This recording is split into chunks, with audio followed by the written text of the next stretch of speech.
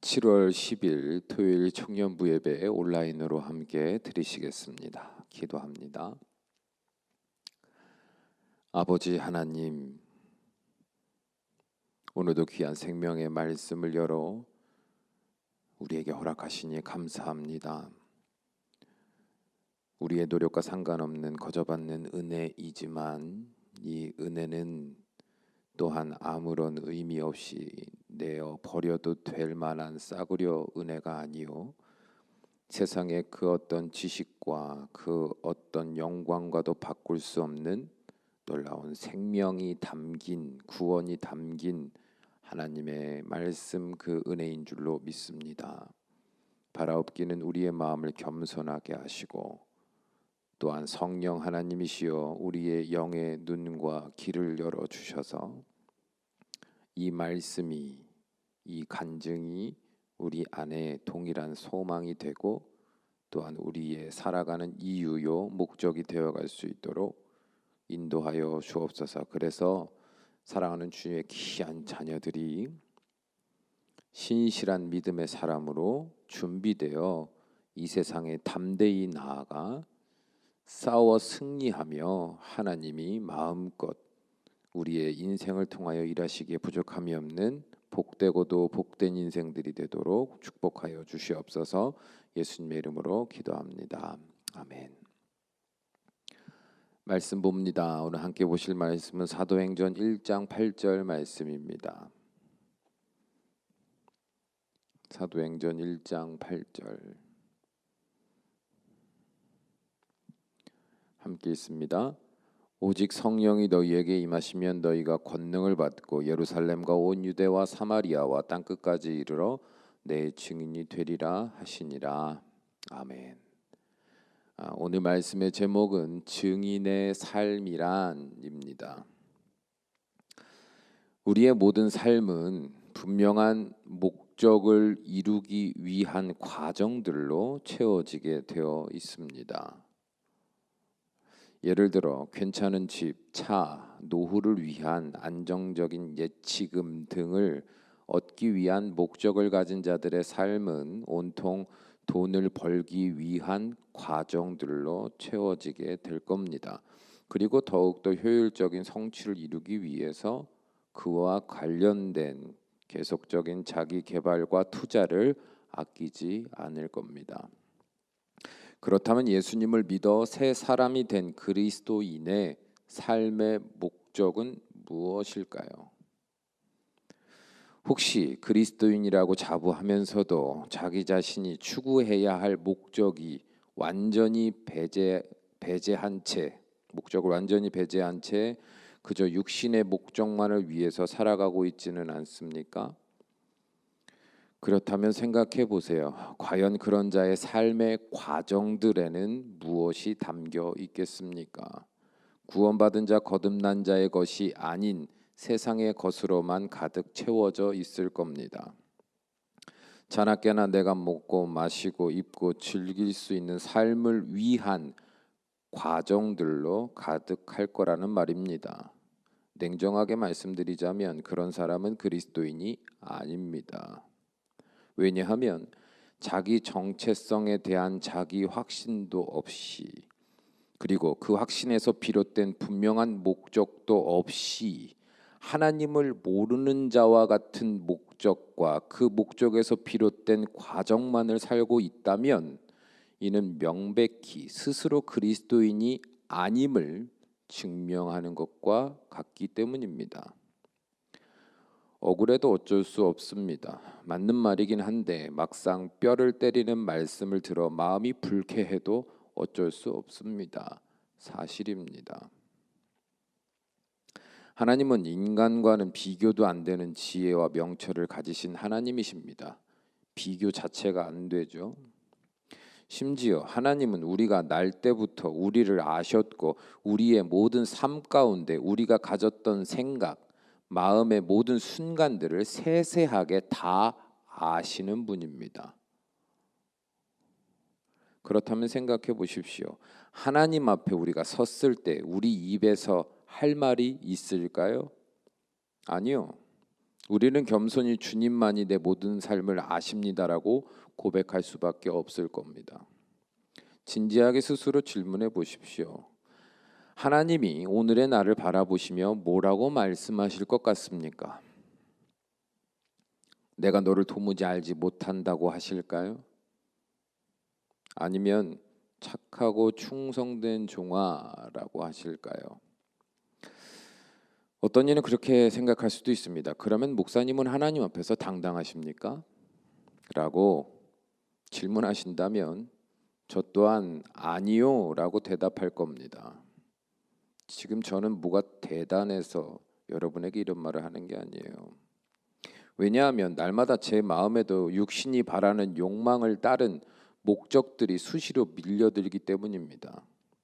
저도 더 잘 살고 싶습니다. 더 넓고 쾌적한 집에서 더 넓고 좋은 차 타고 더 좋은 옷, 좋은 음식 먹어가며 멋진 곳으로 여행 다니고 싶습니다. 나중에 늙어도 돈 걱정 안 하고 여유롭게 살다가 건강하게 살다가 죽고 싶습니다. 그래서 문득 통장 잔고를 들여다봅니다. 인터넷으로 멋진 전원주택을 찾아봅니다. 목회자의 이중직의 사례들을 찾아보기도 하고 인생 역전을 이룬 목사님들의 예화를 보며 설교를 들으며 저도 모르게 마음이 설레이기도 합니다. 그리고 이런 욕망의 파도에 휩쓸리게 되면 저의 생각과 마음은 오늘에 대한 불만과 불평의 가시넝쿨을 불만과 불평의 가시넝쿨로 가득해져 가는 것을 깨닫게 됩니다. 이런 마음들이요. 좌절된 욕망에서 비롯된 불만, 불평이요. 제 마음에 가시넝쿨로 막 자라나는 것을 깨달아요. 그래서요. 말씀의 씨앗이 뿌려지기는 하나 조금 자라다가 이내 그 가시넝쿨에 가로막혀 죽어버리는 것을 느낍니다. 그렇게 점점 무기력하고 우울한 감정에 사로잡혀 짜증이 늘어가고 알 수 없는 분노가 저를 희롱하며 마음대로 유린하는 것을 삶으로 경험하게 됩니다. 그게 저예요. 그렇게 저는 개인적으로 수십 년의 시간을 낭비했습니다. 이 상태로 말이죠. 죄의 욕정에 사로잡혀 온통 불만과 원망, 근심과 두려움, 쾌락에 대한 갈증에 사로잡혀 살아갔습니다. 그리고 이렇게 마음이 어두움으로 잠식되어 가자 저는 점점 하나님의 거룩한 말씀을 대적하기 시작했습니다. 듣기는 들어도 알기는 알아도 심지어 설교하는 자 되었음에도 불구하고 제 스스로 그 거룩한 은혜의 빛을 거부하고 있다는 것을 느꼈습니다. 시간이 지날수록 저는 이런 이중적인 모습에 점점 괴로움의 고통을 느끼게 됐습니다. 왜 그런 마음 있지 않습니까? 사랑하지도 않는 여자와 살면서 다른 여자를 사랑하여 늘 그리워하는 자의 마음에 일어나는 혼란과 죄책감 같은 감정 말입니다. 자신이 지금 미친 짓을 하는 것을 잘 압니다. 그런데 그 마음을 내 정상적인 사고방식이 다스리지 못합니다. 생각은 그런데 마음이 그렇게 되지 않는다는 말처럼 생각은 늘 하나님을 향해야 한다고 말하는데 마음은 그게 싫어서 머뭇거리고 모른 척하며 살아가는 이중적인 모습이 너무도 괴로웠습니다. 고통스러웠어요. 누가 나를 이 사망의 골짜기에서 건져주기만을 간절히 바랬습니다. 여러분은 어떠세요? 이 마음에 공감이 좀 되십니까? 그래서 이것저것 닥치는 대로 열심히 해봤습니다. 작정 기도도 해보고 금식 기도도 해봤습니다. 금욕주의자처럼 내가 제일 좋아하는 일들을 강제로 억누르며 즐기지 않아 보려고 노력도 해보았습니다. 더 열심히 설교 준비를 하는 일에 몰두도 해보았고 시간만 나면 미친 사람처럼 찬송가를 주구장창 들으며 읽어주는 성경 어플리케이션을 하루 종일 들으며 산으로 들러 무작정 걸어 나가 보기도 했습니다. 때로는 선한 사람이 되겠다고 다짐하고는 마음에서 비롯된 것도 아닌 율법적인 선행을 고집스럽게 실천해 보기도 했습니다. 그러나 결국 원래의 제자리, 곧 하나님을 믿는 것도 아니고 믿지 않는 것도 아닌 그 자리로 돌아가고 말았습니다. 그 고통이 얼마나 컸던지 그냥 죽어버릴까 하는 상상이 수시로 저를 찾아와 짓눌렀습니다. 그리고 너무도 무서웠어요. 저의 이런 이중성이 드러나 모든 이들로부터 손가락질을 받게 될까 하는 염려가 저를 더 예민하고 소극적인 사람이 되게 만들었습니다. 수시로 악몽을 꿨어요. 그렇게 큰 좌절의 늪에 빠진 저에게 하나님이 다가오셨습니다. 뭐 대단한 경험을 했다는 말이 아니에요. 어느 날은 로마서의 말씀으로, 어느 날은 돌아온 탕자의 말씀으로, 어느 날은 멀리서 보내신 어떤 사람의 위로와 조언을 통하여서, 어느 날은 기도 가운데 알 수 없는 따뜻한 느낌으로 어두움에 웅크려 앉아 제 삶을 저주하고 있는 저에게 다가오셨습니다. 대단한 변화는 아니었지만 뭔가 조그만 자극들이 느껴지기 시작했다는 거예요. 거부할 새 없이, 대적할 새 없이 은혜의 순간들이 저를 자극하기 시작했습니다. 그렇게 자포자기한 저를 하나님은 놓지 않았던 거예요. 그런 시간이 한참 지나고 나서 어느 날 문득 이런 생각을 하게 되더라고요. 이제는 면목이 없어 고개를 들어 하나님을 바라보지 못했던 내가 눈을 들어 하나님을 보아도 되지 않을까 하는 생각 말입니다. 내 스스로 생각할 때 이렇게 이중적인 삶을 사는 내가 너무 싫은데, 그래서 하나님도 싫어할 것 같았는데 하나님의 은혜가 그럼에도 불구하고 계속적으로 나를 조금씩 만져가시는 그 느낌을, 그 경험을 계속 하다 보니까 이제는 하나님 앞에 그냥 나가봐도 되지 않을까라는 용기, 그런 작은 소망이 생기더라 이거예요. 그럼에도 불구하고 결국엔 머뭇거리게 되죠. 인간이 그래요. 특별히 한국 사람은 더 그렇습니다. 한국 사람들은 체면을 중시하죠. 면목을 중시합니다. 그래서 한국 사람들은요, 더 자신 있게 나아가서 당당하게 죄송했습니다, 잘못했습니다, 도와주십시오를 못합니다. 저 또한도 그런 약점을 가진 자로서 그런 마음의 소원, 곧 하나님께 나아가고 싶다, 그래도 될 것 같다라는 그 마음의 움직임을 무시했습니다. 그때 하나님은 기도 가운데 찾아와 말씀하셨어요. 예전에도 말씀드렸지만 지워지지 않아서 자꾸 말씀드리게 되는 것 같아요. 광주야, 죄를 보지 말고 나를 보아라. 그 이후로 쭈뼛쭈뼛거리기는 했지만 조금씩 하나님께 나아갔습니다. 당장에 두 팔 벌려 아버지 하고 달려간 건 아니었어요. 조금씩 용기를 냈습니다. 제 마음은 수시로 그런 저를 보며 네가 그럴 자격이 있냐고 계속해서 겁을 주고 말리려 했으나 내 마음에선 또 다른 마음, 그 성령 하나님이요, 괜찮다고, 다시 시작하면 된다고, 그리고 무엇보다도 너에게는 스스로 거룩할 수 있는 힘과 능력이 없는 걸 인정하고 오직 하나님의 새 은혜와 능력을 사모하며 나아가라고 독려하여 주셨습니다. 계속 두 마음이 이제는 의식적으로 느껴지는 거예요. 싸우는 게 깨달아지는 겁니다. 예전에는 그냥 무조건 졌거든요. 무조건 패배하여, 실패하여, 좌절하여 넘어져 있었는데 이제는 아니야라고 일으켜주는 손길이 느껴진 거예요. 비로소 깨닫게 된 거죠. 성령 하나님은 내가 선한 행위를 하고 죄를 짓지 않을 때 오시는 분이 아니라 내 안에 늘 계셨으며 나를 돕는 자로, 나를 이끄시는 자로 함께 하시고 계셨는데 내가 죄책감과 내가 거룩하게 나아가지 못했다라는 자기 교만에 빠져 성령 하나님께 도움을 구하지도 않았고 그 성령 하나님의 손길을 찾지도 않았고 붙잡지도 않았다는 걸 알게 된 거죠. 그래서 그 순간부터 나는 할 수 없는 걸 인정하고 또 주님이 하시면 하실 수 있다라는 걸 믿음으로 성령 하나님이 마음에서 아니야 괜찮아, 아니야 괜찮아, 할 수 있어, 너는 못해, 네가 하려 하지 마, 하나님은 근데 하셔, 아무것도 아니야, 네가 그동안 넘지 못한 이 산, 이 장애물, 저 대적, 네가 하나님만 바라보고 하나님이 네 안에서 그 모든 일을 이루실 거야 라는 믿음으로 꿋꿋하게 나아가면 말씀 앞으로, 예배의 자리 앞으로, 기도의 자리 앞으로 있는 그대로 아뢰며 나아가기만 하면 주님께 전적인 동의, 내 삶을 주님께 맡깁니다라는 인격적인 동의 안에 모든 걸 주님 앞에 다 내려놓으면 주님이 기뻐하시며 내 아들, 죽어가는 아들, 잃어버린 아들을 살리는 심정으로 적극적으로 개입하셔서 역사하실 거야. 얼마나 든든하니. 넌 걱정 하나도 하지 말고 그 하나님 등 뒤에 숨어 그 하나님만 의지해라.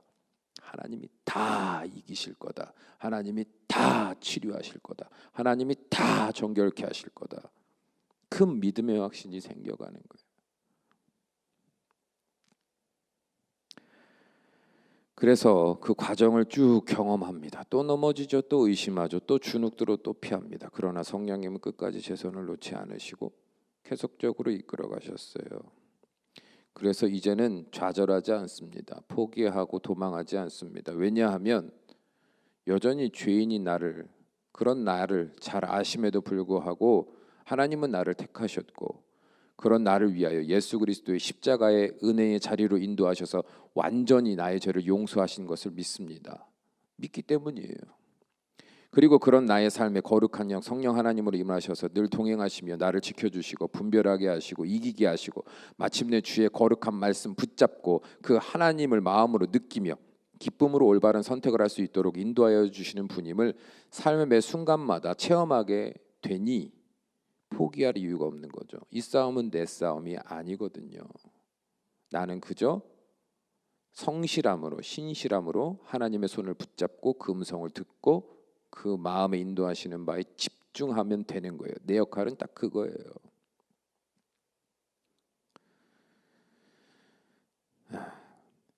그러니 시간이 지날수록 그런 은혜 안에서 자유를 얻을수록 이전에 이루지 못했던 하나님의 말씀, 상상도 못했던 하나님의 말씀이 내 삶의 열매가 되고 내 삶의 이유가 되어가는 과정을 경험하게 되면서 제 입술에서는 저를 자랑할 수가 없게 되는 거죠. 여전히 내 안에 역사하시며 말도 안 되는 나를 만들어 가시는 성령 하나님의 분명한 통치에 대해서 목숨 걸고 자랑하고 증거할 수 있는 사람으로 변해가는 거예요. 그렇게 또 시간이 흘러가면서 제 안에 영적 생태계는 완전히 뒤바뀌어감을 확신하게 됐습니다.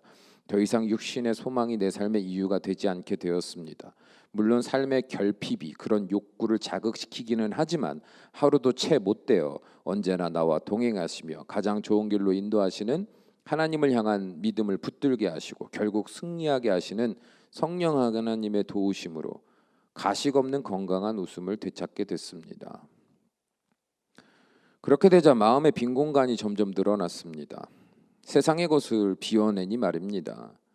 그리고 그 빈 공간에는 하나님의 것이 가득 차기 시작했습니다. 하나님의 마음이 채워지기 시작하더니 오늘을 바라보시는 하나님의 생각과 마음이 내 마음과 공유되는 것을 깨닫게 됐습니다. 나와는 전혀 다른 시각으로 바라보시는 하나님을 느끼면서 정말 죄송해서 회개하기도 했고 정말 부끄러워 그 교만을 놓고 애통하기도 했습니다. 그렇게 제 마음은 점점 세상의 부귀영화가 아닌 하나님의 마음에 합당한 영혼 구원과 회복의 소망으로 채워져 가게 되었습니다. 그리고 그 소망을 이루기 위해서 오늘의 내 삶에 최선을 다해 할 수 있는 일이 무엇인지 고민하는 자 되어 갔습니다. 그렇다 그래서 조급하거나 성급하거나 무모하게 일을 이루는 사람도 아니고 천천히 한 걸음 한 걸음 성령 하나님의 인도하심을 따라 겸손히 뒤따르며 순종하는 삶을 즐겁게 살아가고 있는 것 같습니다. 바로 이런 간증이 오늘 본문의 말씀입니다. 성령이 너희에게 임하시면 너희가 권능을 받고 예루살렘과 온 유대와 사마리아와 땅끝까지 이르러 내 증인이 되리라 하시니라. 아멘. 저는 이 말씀은 바로 이런 삶의 간증이라고 생각해요. 성령을 받자마자 성령을 구해서 받았더니 갑자기 전도하고 싶고 세상 어디 가서 막 주의를 하다가 죽어도 괜찮아요 하는 사람이 되고 싶어지는 게 아니라 성령이 임하시게 되므로, 그래서 그리스도인의 목적이 바뀌어져 가는 것, 내 삶의 목표가 바뀌어져 가는 것, 성령이 임하시고 성령이 역사하셔야, 그래서 내 안에 버려질 것, 싸워 이겨야 할 것, 새롭게 채워져야 할 것, 훈련돼야 할 것, 이해되고 납득이 되고 이제는 상식이 되어가는 내 영적인 새로운 생태계의 변화의 과정을 거쳐가면 자연스럽게 어디를 가든 누구를 만나든 어떤 상황 속에서든 내 자랑, 내 계획, 내 목표를 말하는 자 되는 게 아니라 어디를 가든 그런 삶을 인도하신 하나님을, 그 예수님의 구원을, 그 성령님의 임재를 증거하는 증인이 될 수밖에 없는 것이고, 많은 사람들은 그 사람이 말뿐 아니라 그 사람의 삶에서, 하루하루의 삶에서, 그 사람의 관계 속에서, 어떠한 상황 속에서도 그 사람이 보이는 그런 삶의 진실된 태도 속에서 결국엔 하나님이 살아계시는 거구나, 그렇지 않으면 어찌 저렇게 살 수 있을까라고 사람들이 인정할 수밖에 없게 되는 것, 그것이 바로 순교자의 삶이며 선교사의 삶이며 그리스도인의 삶이 되는 것, 그게 바로 오늘 말씀이다라는 거죠. 사랑하는 여러분, 오늘 말씀은요 제 자랑이 아닙니다. 절대 아닙니다. 하루아침에 무너질 수 있습니다. 저는요 여러분과 똑같습니다. 그러나 제가 이 말씀을 나누는 이유는요, 여러분만 그런 게 아니라는 것을 말씀드리고 싶은 거예요. 나만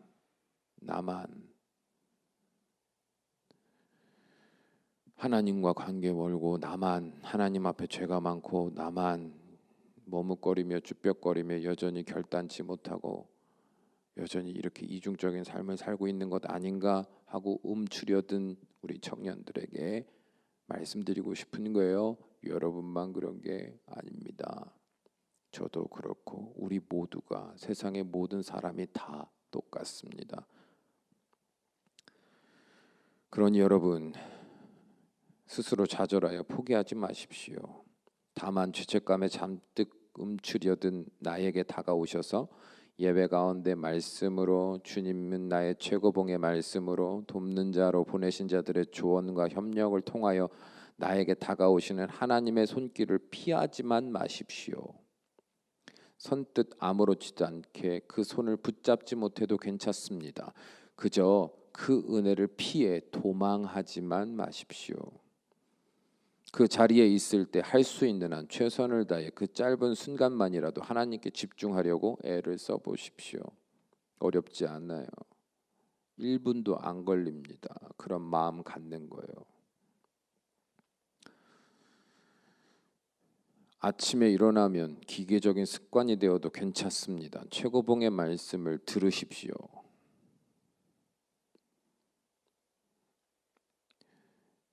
이제 곧 이제 수요 예배, 금요 예배, 청년 예배, 하나님이 나를 살리시려고 두신 그 치유의 시간, 회복의 시간, 정결케 하시는 시간, 채우시는 시간, 그 은혜의 모든 예배의 자리를요 욕심내고 결단하고 힘을 다해서 나와 통참하십시오.